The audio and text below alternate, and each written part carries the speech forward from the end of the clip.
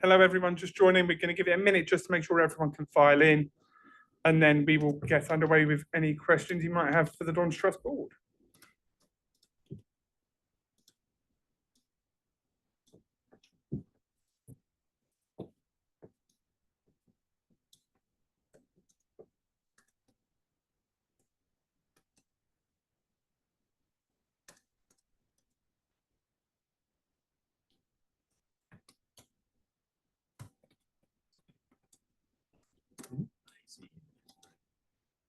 It is when they're speaking.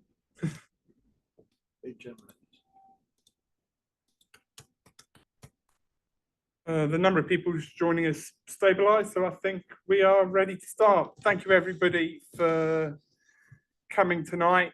We will apologise for the auto zoom on the iPad we're using. We are in a board meeting tonight, so it's using an iPad on auto zoom, so you can just see the top of all of our heads, basically. So apologies for that. So yeah, if you've got any questions, please post them in the Q&A. There's a lot been going on over the last couple of weeks, I think, is the easiest way of saying that, starting with the strategy document. So while we wait for some questions to come in, who would like to start off talking about what was released the other day? Yeah, I think, I guess I'll start. So as I think most people will be aware, we put out the summary of the strategy that a lot of work had gone into by lots of people over the previous year or so. It was building on our previous strategy from 2021, which I think is really kind of interesting to look at and compare where we are, compare how the strategy was put together by that board there, and where we are today. You know, and I think there's so much progress has been made on and off the pitch since 2021. And I think it's really important for everyone to know, as we've kind of been saying, that this strategy gives us a kind of a destination. It gives us the beginnings of a list of how we're going to get there. And then, kind of the next few months and years and our finances dictate when we're going to get there, and at what order of priority, basically. I think. Anyone got anything to add on the strategy document?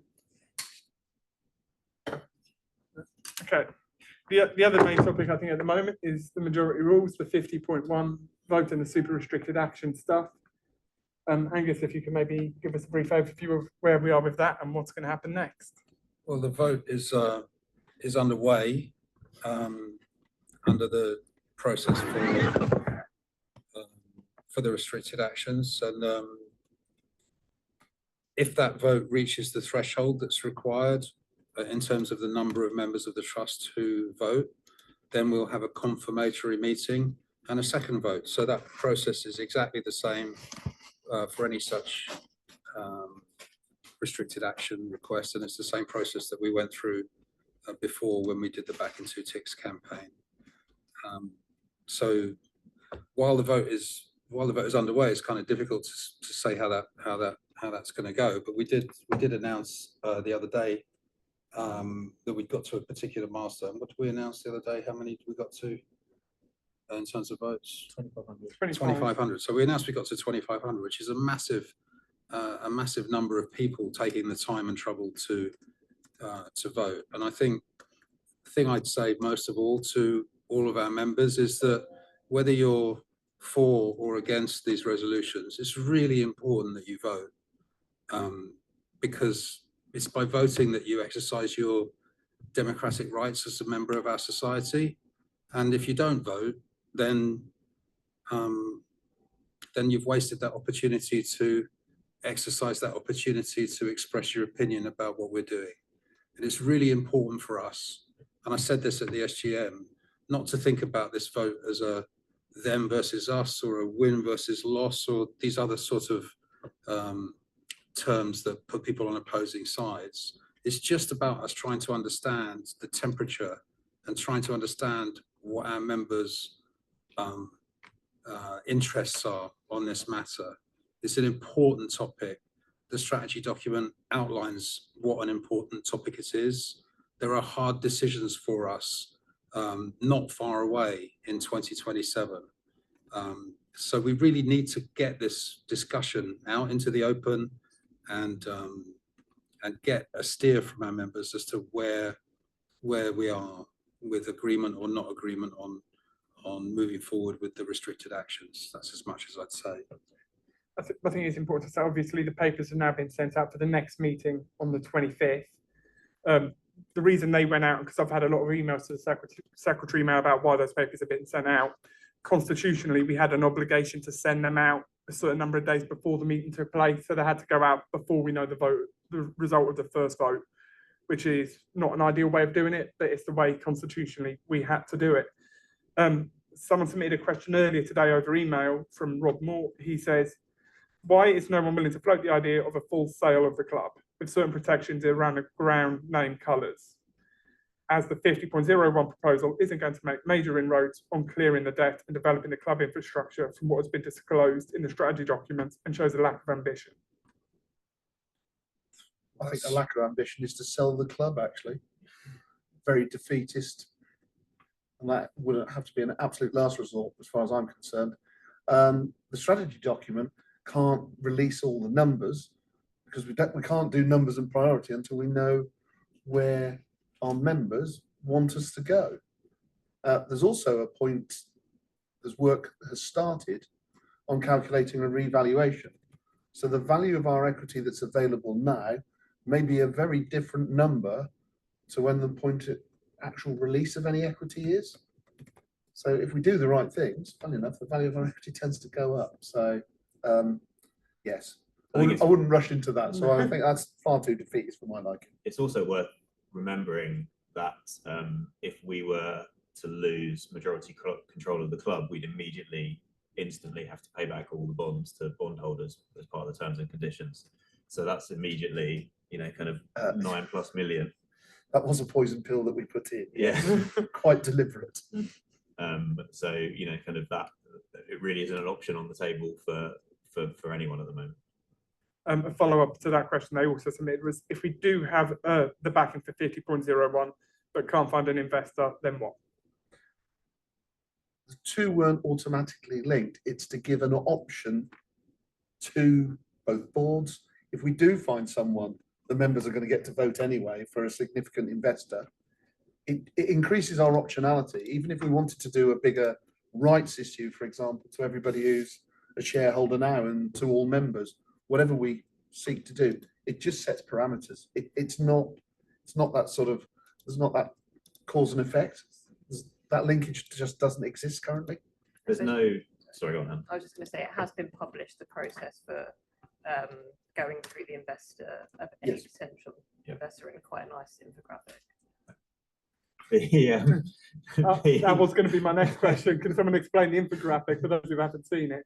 I mean, the infographic explains it really well. So if you look on the Don's Trust website, in the majority rules papers, it's in there, and maybe we can put it in the link if anyone hasn't seen it. I think it's probably, I'll do a worse job of explaining it verbally than you can see it on the page. It's a combination of the requirements we have from the EFL, along with the requirements we have from being a CBS, and the requirements within our rules and what the members get to do. CBS is a community benefit society. Yes, rather than an American TV company. And I think I don't know whether this specifically to that question, but it's related, and to Graham's point as well, is that, as we've said, 50+1 is not a magic bullet. There is no magic bullet in the world in which we operate in. What it is a lever for us to pull, and it gives us some options, kind of, it feels like cliches to say, but it's true. And there's lots of things that we want to do and we can do to try and increase the revenue and try and put more funds into the club.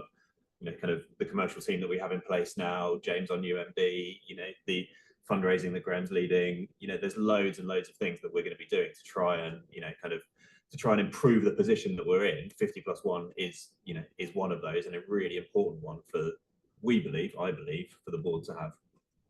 Matthew Thorne has submitted a question online. So if you do want to submit a question online, please do it using the Q&A function. Matt's question is, the strategy document ending in a statement that says there is currently no agreed prioritisation of projects, no ownership set for projects, no costing of initiatives. The end sentence is that saying the initiatives will be handed over to the club, but simply, why was none of this in the strategy documents? It is not sensitive information and seems to suggest we just don't know what we're doing. I think I reject as we would, that it's not a case of not knowing what we're doing. There's 100 kind of plus page strategy document that has kind of owners and items attached to it. It's going through an iterative process, as you would imagine. That summary was put out in a timely fashion to let members know where we are. It's obviously always ongoing. It's a more advanced strategy process than when I look back through, kind of our minutes and our previous operation than we've ever had before. I think that the objective for this board till the end of the year and for future boards should be able to be in a position to continually communicate and put out more and more information on that strategy as it develops. I think the team that have been working on it have got it to a really good position, and now it is for the club and the PLC, kind of as overseen by us, to work out that prioritization and like I say, put the KPIs in place, all that kind of stuff. But part of that depends on the money that's available. Yeah, we can set ourselves a goal. That's our objective. The strategy is the how. But until we know about the money, we don't know what tactics we can employ, and we don't know exactly what the priorities can be. Never mind what we'd like them to be, but what they physically can be. We've had a question come through online saying, if a rights issue is still available, then why not go down this route rather than the 50.1 route? We could only do a rights issue to the point at which we've got equity available. I don't think, personally, whichever way the vote goes, I would say we should look at that, and I think we probably will. However, there's more required than that, and that's not much of a lever at the moment. So I'll go back to revaluations and all the rest of it. More required because it's not enough money. It's nowhere near enough. Being brutally honest, even if we get an uplift, you can look at the uplift. It's not going to be enough to make a significant impact. It would provide a buffer and buy us a bit more time, but it's not going to move the dial. So then a follow-up would be, what's next? So scenario 1, the restricted actions pass. Scenario 2, they fail. What's next in both of those scenarios? If the scenario 1 it passes, then we need to look at what's available. We might need to have a think about how we do tidy ups, where a rights issue sits with existing members. Do we do a fundraise so that Don's Trust maintains a higher share? Something else I might be in favour of. If it failed, I think at some point, being brutally honest, we'd have to come back to it. That's just financial reality. But in the meantime, we would have to cut our cloth accordingly, and perhaps target shorter term goals. Getting over the 2027 hurdle. Whichever thing happens, we inform the new board as to where the members feel today, and it's really important that we do that. Yeah, I think we've talked about before that if the vote passes, it gives both boards the mandate to go out and have those conversations in a much stronger way than they've ever been able to do. To be able to say, we have 10%, X%, whatever available, and go out to the kind of the big wide world of organisations and individuals with money who kind of might be part of that stewardship equity kind of world that Graham's alluded to in the past, and say, this is we're Wimbledon, this is our story. Do you want to come along? These are the terms and conditions around it. We're going to own the club. You're never going to do this. Do you want to come along? We found that before with Nick. He's been a huge asset to the club. There is a chance we could find that again. So having the mandate to do that, having the time and the permission to do that is really, really important if that's what we're going to do. Thank you. I think Alex wants to come in. Alex, did you want to speak? Yeah, please. I think that whether this passes or not, whether we've got 6% equity to potentially sell, or whether we've got more than that to potentially sell, we are going to carry on doing what we're doing at the moment, which is trying to increase our business income, both football on the pitch, off the pitch, and our non-football related income, because we need to be getting as much money in as possible from Plough Lane, from the club. We need to be making sure that we have got those people in using our facilities on non-match days. We've got to make sure that we're selling as many replica shirts or whatever merchandise as possible to become as profitable as possible. We all have different views, slightly different views on this particular vote. But what is important is that regardless of whether it passes or not, we have that boost in income. We have James, our MD, out there making as much money for the club as possible, so that we are in a position where if we don't need to sell in order to finance the debt, then we don't have to. And that becomes a slightly different conversation. I'm not suggesting for a moment that we wouldn't go ahead if the right partner came forward, if this vote passes. But we are in a stronger position if we aren't forced to do so by needing to repay the debt. Thank you, Alex. We've had a couple of questions come online. First of all, from Adam Russell, he says, what level of revenue do we need to meet the strategic aim of competing for promotion to the Championship? It's a frightening number from where we are today. In terms of revenue numbers, I think it's something of the order of magnitude, and you can't hold me to this, so I don't have it in front of me. But it's something in terms of playing budget that looks like about 9 million, I think, in terms of football budget, as things stand today. So revenue numbers then need to, kind of respond to that as well. I think that, one of the next steps in this strategy process will be, working out which of those numbers we can kind of share realistically with members, because I think that's a really important process. There's probably time-wise, given everything that's going on, that's probably a job for the next board. But I think that would be, kind of like laying those numbers down as best we can. And obviously they'll change and there's inflation and things move, but I think would be really useful. Also, there's a ramp. I mean, yes, that's a number for getting to that point, but we've still got to get to the top of this league, achieve promotion from this league, get to the middle of the next league, get to the top of the next league, and achieve promotion from the next league. And there's a lot of steps between now and then. You don't just go to that budget on the following year. No, yeah, indeed.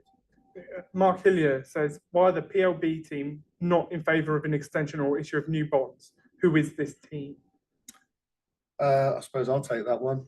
So the 4 people who came up with the structure and the defence and all the rest of it, which we mentioned earlier on, was Charlie Talbot, Xavier Wiggins, Damien Woodward, and myself.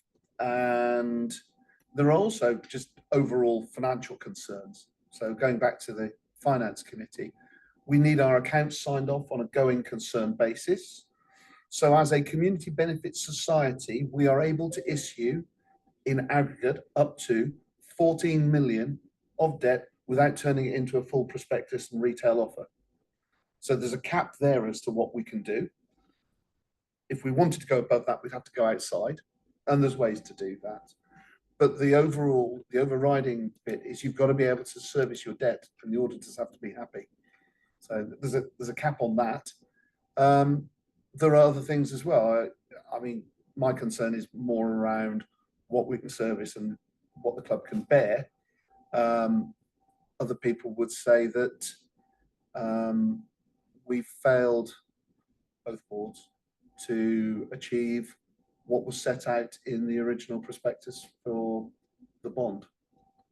So I can't speak for everybody, but I can speak for myself and say the reasons that I would be uncomfortable is to do with where the ceiling is, that what we can service and still remain a going concern. That will rise, of course, as our revenue rises. But where we are now, I think we're pretty close to the limit.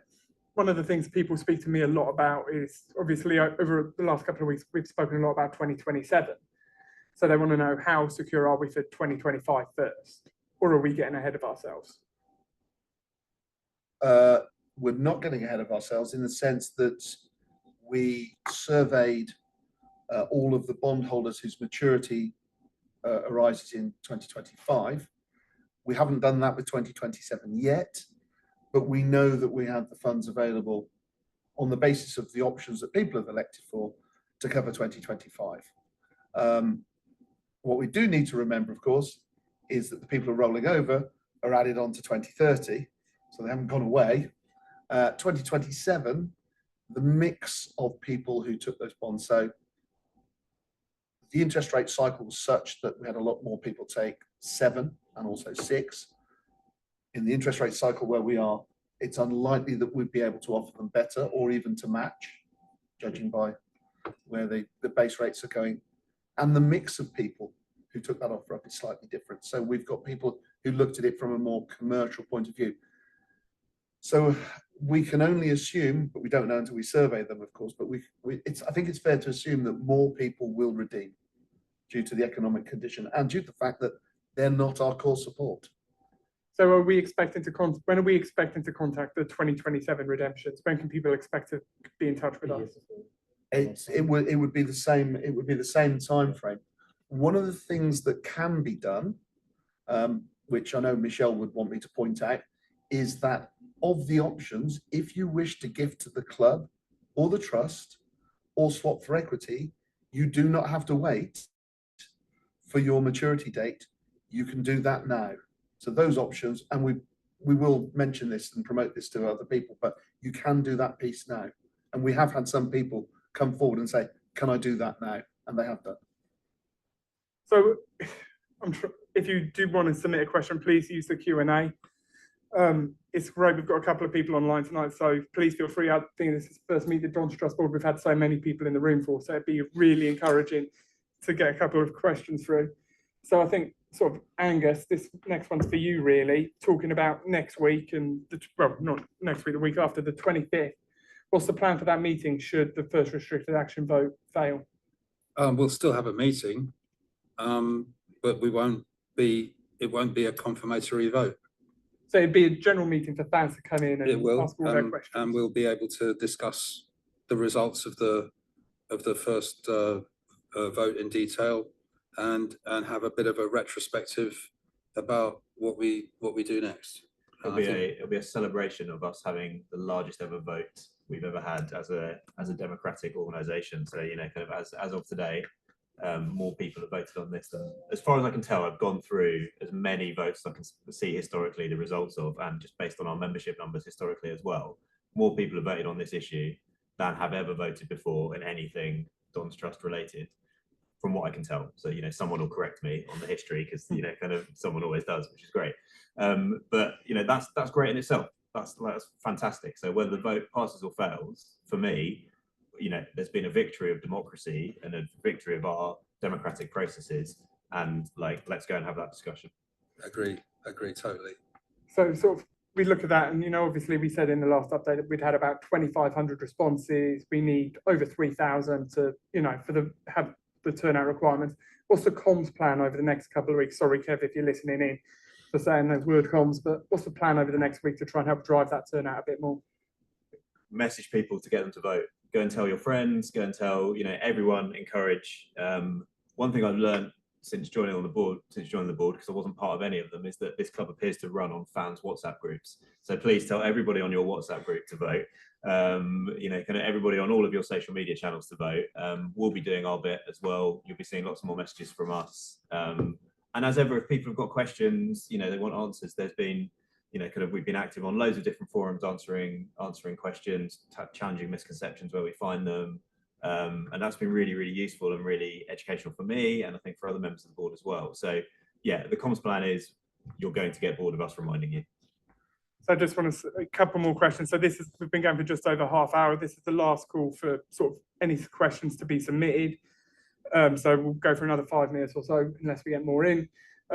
James, you sort of said victory for democracy over that. How great is it and how reassuring is it that on such a big and such an important issue, we've been able to get such a good turnout, which is harder than anything we've ever done before? Yeah, it's great. I'm right. We've got a much bigger membership, so you know, kind of you'd expect that to happen. So that's great. But I think it begins to answer some of the challenges we've had around the questions and challenges we've had around how engaged members would be. You know, like one of the things I would love to do, and I don't know, obviously can't do it now, but once the dust has landed from the vote, is to work out, you know, kind of how many new members have voted versus how many kind of historic members and stuff like that, because that'd be a really interesting piece of data. I think the real future for the trust and the club is that data and understanding our members much better, understanding where they are, what you want, what we want, you know, and how, and just becoming much more sophisticated with how we manage our data. Now, whose job that is, whether that sits as a, kind of membership person within the club, whether that sits as, trust side, however that sits, kind of, and that's for the future board to decide, I think. But for me, that feels really, really important that, it's 2024, very close, there's a Christmas tree just behind this camera, which is terrifying, very, very close to 2025. We really need to get a lot more sophisticated with our data. And I think, this vote is part of that as well. Thank you. We've had a couple of questions come in, so we'll answer these before we wrap it up. Stu Deacon says, are we concerned by that this vote could have a reflection of a lack of awareness of members? Lack of awareness of the vote and a what lack it of means. engagement of members is, I think, what Stu's trying to come from. Yeah. I mean, it's a good challenge. I think the overall numbers are really promising, I think, so far, with a week to go. And if anyone's like me, they'll probably, kind of be waiting to make a decision before a deadline, like with all my essays at school. But I think like I say, I've just said a lot about data, and I think that's really interesting for us, is trying to, kind of become more sophisticated with that data, and this vote being part of that picture as well. We have emailed everyone multiple times that's on our database. I know a couple of people have issues with emails that have contacted me and the membership secretary, so we're trying to sort those out as quickly as we possibly can. But I think this is, we've got a big membership. It should be bigger, and we want it to be bigger. Making sure they're engaged and we are engaging them is the future challenge. Mark Hillier says, an obvious income stream is ticket price. How can we justify so many cheap tickets, including children's season tickets and concession tickets, which must drive down the average income per seat? The ticketing price and the makeup of it is proposed by the club, because that's a commercial decision. Outside of certain limits, they have to have approval from the DT, rightly so. And also the DT clearly have to approve the budget that's proposed. There are views on tickets, particularly with premium seats. I would imagine that's something the club will review. They always do. And any major change in that would no doubt come to the future DT board for approval or rejection. A couple of the remote board members wants to jump in, so I'll go Kev, then Alex. Yeah, just a quick one. It just purely because in my one of my 2 day jobs, I wrote something about this today actually, and about this I've been talking about it with colleagues at UCFB where I teach, and about how there is a tension, right, in football anyway, between commercialism and community, if you want to call it that, right, around the soft relational stuff, all the things around fans, fan engagement, community and that kind of stuff, and the drive towards trying to increase income. And I hear it a lot all over the place from all sorts of levels of the game. And the sort of, it's not a criticism of anyone who says this, but the refrain is often, we need to increase the income into the football club. Well, the problem is if what you do is see that as an outcome and the end in itself, sometimes you end up making bad decisions about how you earn the income, and you take your off the ball about what you are and how you do it and what your purpose in doing it. And actually what our purpose is as a club. And in part, our purpose, look, we all come, I'm only here because my dad took me in the 70s, and lots of people are like that. That's the only reason I work in football. It's the only reason that most of us are on the ball, because we're on the ball, because we happen to be a fan at some point. But it is important that we don't lose sight that, yes, the stuff on the pitch is obviously the most important element twice a week, but there is all this other stuff. And if what you do is see football as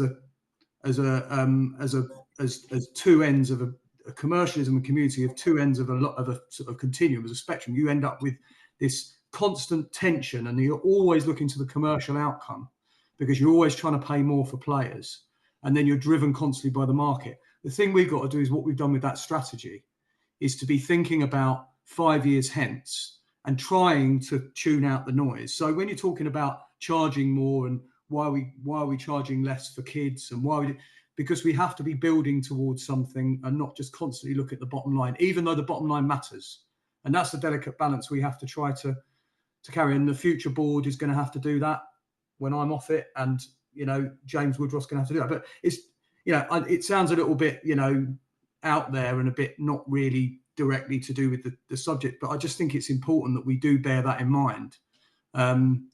Sorry, Matt, but opinions, everyone has them, and I just thought I'd give a view on that. I just think it's important that we bear that in mind, and that's why we do things like strategy. Thank you, Alex. So I think that we have, by moving to Plough Lane, we've obviously increased our attendance figures, but we seem to be on that bubble for most games of plus or minus at 8,000, and a lot of that depends on what the away fans bring, which we can't control. But we're not selling out every game. If we were, then I would be more inclined to support the idea that our ticket prices are too low. But I don't think we're there yet. And if we want to move to a situation where we can realistically expect to justify expanding the ground, and there's a whole range of other thoughts that have to come into that, including where the capital money comes from to do that work. But if we want to make it justifiable to expand the ground, then we need to have the bums to fill the seats. So we can't price people out. We are still in an economy which is tough for huge numbers of people. We are lucky to be in Southwest London, which is one of the richer areas of the country. But we still have a lot of people who don't have a lot of spare cash, and we want to get them to come along to our games. I've read a lot of the forums with people who say that they won't pay for the beer in the ground because they think it's too expensive. They'll drink at the pubs nearby, and then they'll come to the ground to watch the match. And I understand that. I'm not castigating them at all, because they're making a decision based on their personal finances. But I think in particular, if we raise concession prices or kids prices, we actually do ourselves a harm, not just, as Kev says, for the future, but also in the short term, because the more people we get into the ground, the more chance there is to sell them merchandise, to sell them food and drink and so on, from which we get an income. So I would be, even if the figures would show that we would get more ticket income by increasing the prices, even at a cost of having slightly lower attendances, I wouldn't be in favour of that, because I think we need to build our attendances, we need to build all our match day income, and we need to build for the future. So I understand it's always going to be a tricky decision, but at the moment, I don't think we're in the position where we should be increasing our ticket prices or increasing our concession prices. Thank you. We've had a clarifier from Stuart Deakins, who says, why did we not have anything in the stadium on match days to advertise the RA, considering the increase in our members due to the season ticket holders? Yeah, good question, Stu. There was messages on the LED boards, and Philo made at least a couple of announcements over the PA as well. I think kind of our core aim was trying to do stuff digitally as much as we could, partly for environmental reasons, partly for cost reasons. I think in the end, because of the way the fixtures fell, I think we only had one home fixture during this RA period. I think Certainly. kind of for very we were drawn away in a cup match, which was great. And so we only had that one opportunity. Yeah, there could have been more. I think kind of, again, coming back to data, the reality of the data means that our best way of reaching people is digitally. I think that like we thought about doing leaflets and stuff like that, but in the end, what we didn't want was a load of mess around Plough Lane with leaflets, and there's better ways and more environmentally friendly ways of reaching people. It might be something we come back to, though. It's something to review once the dust has settled, as James said. This is the first major vote we've had, really, which is digital rather than analog. So we'll learn. Yeah. There'll be things that we can do better. There'll be things that have worked. Yeah. But we'll just review it. And that's something that future boards can use. That's not just in relation to this one exercise. Yeah. Adam Russell says, what's the reasoning behind leaving out any figures on the budget revenue targets or any other targets from the strategy summary? The summary given to fans is very fluffy. I think, well, it's a summary for one. I think I think, like we said, I think we might have answered that question earlier, but Yeah. I'll repeat it for clarity. I think what I would really like to see next is the iteration of that being shared with fans as well. So the next level of detail. I don't have a timeline for that, but you know, kind of like I said, I think that's probably post Christmas. Next board's job is to then put some numbers around it. Yeah, and also just to add to what was said before, we've got to work out which numbers we can share.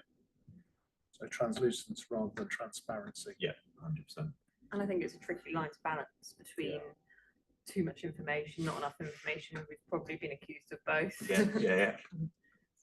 Yeah, for sure. So headline numbers. The final question of the night is from Shane Bellamy. He says, does James know the current voting split, or is it just the number of votes cast?